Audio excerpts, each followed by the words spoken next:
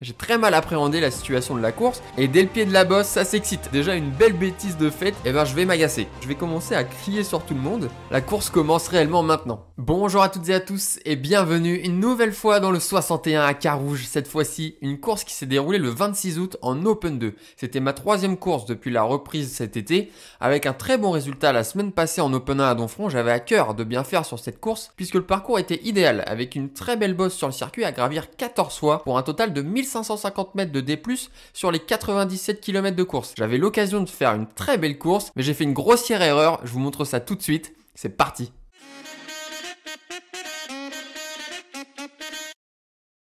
Avec seulement 54 engagés au départ, la course était très ouverte. C'est la course avec un niveau un peu moins dense que d'habitude qui peut me permettre d'accrocher un bon résultat, voire même aller décrocher ma première victoire. D'autant plus que je sors de deux très belles courses avec une 8ème place en Open 2 à Lignières pour ma reprise, puis une 16ème place en Open 1 sur une course très difficile et très relevée à Donfront. Donc j'ai des bonnes jambes et ma condition s'améliore de jour en jour en ce moment. Donc sur la ligne de départ, j'avais faim, d'autant plus que le parcours me correspondait à merveille avec un parcours très usant doté d'une belle bosse d'1 km avec 700 mètres à 7% de moyenne. Il y avait tout pour réussir, mais si vous avez suivi ma saison, vous savez que j'ai déjà terminé la saison sans victoire. J'ai pas gagné cette année et aujourd'hui, ça n'a pas été un problème de jambes. C'est souvent le cas, hein, je tombe très souvent sur plus fort que moi, mais aujourd'hui, je faisais partie des plus forts, mais le problème, ça n'a pas été les jambes, ça a été la tête. J'ai très mal appréhendé la situation de la course et donc je me suis dit que ce serait intéressant de vous partager l'expérience que j'ai vécue sur cette course pour que vous puissiez éviter de faire le même genre d'erreur que moi. Allez, je vous explique. Le début de course a été très timide. L'explication elle est claire, tout le monde attend la bosse qui se trouve en fin de parcours. Alors pas totalement à la fin, l'arrivée se trouve pas en haut de la bosse, il y a encore bien 500-600 mètres au sommet pour aller rejoindre l'arrivée. Mais cette bosse, tout le monde est allé la faire à l'échauffement et donc tout le monde la connaît et tout le monde l'attend, moi y compris. Donc pour le moment, je reste au chaud dans le peloton en attendant cette bosse où je sais très bien que ça va bouger, donc je dois rester placé à l'avant du peloton pour participer aux potentielles attaques. Et dès le pied de la bosse, ça s'excite, c'était sûr, je sentais que tout le monde dans le peloton attendait la bosse pour lâcher les chevaux et c'est chose faite, c'est parti pour écraser les pédales, la course commence réellement maintenant. Mais sur ce premier tour, tout le monde est frais. Et oui, les 5 premiers kilomètres se sont fait plutôt tranquillement, donc dans la bosse, tous les coureurs arrivent à suivre les roues. Devant moi, je vois pas de cassures qui sont en train de se créer, donc j'accélère pas plus qu'il n'en faut, ça sert à rien de dépenser de l'énergie pour rien, je suis dans les roues des premiers pour le moment, ça me suffit. Je vais attendre que la course se débride un petit peu plus pour me découvrir et passer à l'action. Donc dans ce deuxième tour, je suis toujours dans le peloton, bien placé à l'avant, qui plus est, c'est bien de le souligner, ça reste assez rare pour moi. Et il n'y a pas d'échappée à l'avant, donc je reste attentif aux coureurs qui attaquent, surtout sur ces routes plates. Parce que sur ce type de circuit, avec une grosse bosse, eh bien les bons coups, ils ont tendance à partir ailleurs que dans la bosse, parce que dans la montée, tout le monde se met à fond pour ne pas décrocher les roues, mais ensuite, sur les parties plates, les moins forts ont besoin de commencer à récupérer, et c'est à ce moment-là qu'une attaque bien placée peut être décisive dans la création d'une échappée. Sur ces moments, je reste attentif, mais pour l'instant, il n'y a rien de concret, donc je reste dans les roues en attendant patiemment mon heure.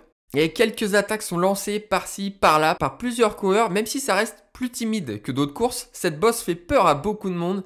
Les coureurs préfèrent se ménager pendant le circuit pour être prêts à encaisser le rythme dans la bosse. Moi, j'ai compris cette situation et donc j'en profite. Je place une attaque à environ 1 km du pied de la bosse. Je me dis que ça peut être le bon moment. Personne ne va vouloir faire l'effort d'entreprendre la poursuite avant le début de la montée. Donc ça y est, je suis parti. Je rentre sur Paul et un deuxième coureur auprès d'un bel effort. Donc je reste dans leur roue pour essayer de récupérer un minimum et faire descendre mon cœur. J'en profite pour me retourner et voir que j'ai réussi à créer un petit écart avec le peloton, mais loin d'être suffisant pour passer la bosse en tête. Donc au moment où le coureur devant moi me demande un relais, il va être servi parce que je place une nouvelle accélération dans ce faux plat pour tenter de rattraper les 3 coureurs de tête, moi tout seul. Pendant un temps, ça fonctionne plutôt bien. Je suis à la moitié de la bosse, je vois le sommet, mais là, sur la gauche, c'est parti. Il fallait s'y attendre, donc j'essaye tant bien que mal de réagir et de garder les roues des mecs qui attaquent, mais très vite, mon corps me dit que là, c'est pas possible. J'en demande trop. Pourtant, j'essaye, je monte à FC Max, 188 au cœur, donc je peux pas me mettre plus, je suis à bloc, obligé de laisser partir le petit groupe de coureurs. C'était le risque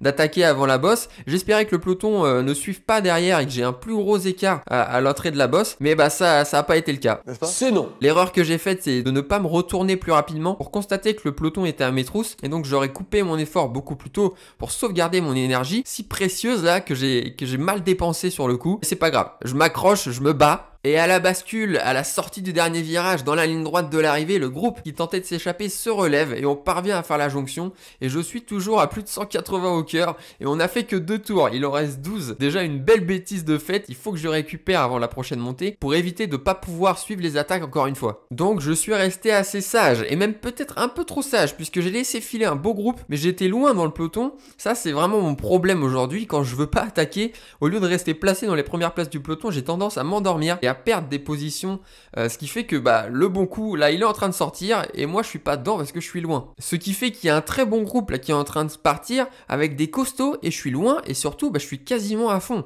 avec 185 au cœur parce qu'au pied de la bosse, comme je vous l'ai dit, j'étais vraiment reculé dans le peloton, donc j'ai déjà fait l'effort de remonter plein de places pour revenir aux premières places du peloton. Donc là, placer une attaque pour aller rejoindre le premier groupe, je pense pas en être capable, donc je préfère rester dans les roues pour le moment en espérant que les mecs devant moi fassent l'effort de rattraper ceux qui sont partis devant. Sauf qu'en haut de la bosse, j'entends ça. Donc même si je suis déjà à fond, là mentalement je change, j'y vais, je m'arrache pour aller suivre les roues des coureurs qui viennent d'attaquer pour aller essayer de rattraper le groupe de tête qui a déjà pris une bonne avance. Là je peux vous garantir que je me fais mal aux jambes, mais effectivement la personne sur le bord de la route avait raison. C'est la bonne échappée qui est en train de sortir, donc il faut que je fasse l'effort tout de suite si je veux continuer à pouvoir jouer la victoire. Après il sera trop tard, il fallait que je réagisse. Après le passage sur la ligne d'arrivée, on les voit, ils ont encore un peu d'avance mais on est un bon groupe parti à leur poursuite et derrière moi c'est le néant.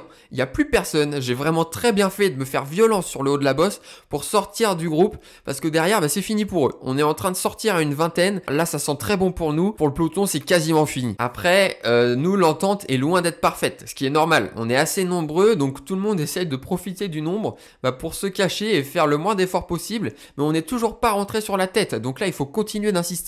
Mais ça se regarde beaucoup, donc je tente d'organiser la poursuite pour rattraper le groupe de tête et creuser un écart définitif avec le peloton cette fois.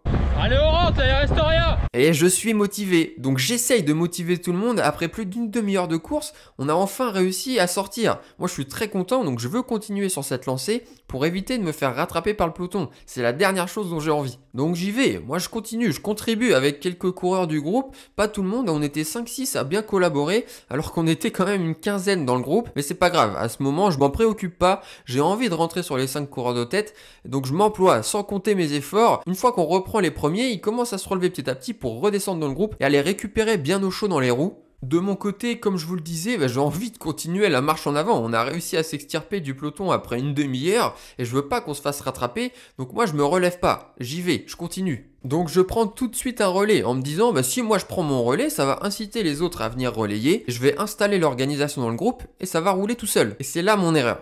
J'ai pas du tout appréhendé la course de la bonne manière. Pour vous remettre dans le contexte, je sors de 2 courses où on était plus de 100 coureurs avec un plateau très relevé. Et donc sortir en échappée, c'était déjà une chance. Et donc tout le monde était content d'être sorti du peloton et donc tout le monde participait au relais pour éviter de se faire rattraper par le peloton. Et ça, c'est les courses moi que personnellement j'adore. Ça roule vite, ça roule fort toute la course et au final ça se fait à la pédale. Les plus forts gagnent et voilà, c'est simple.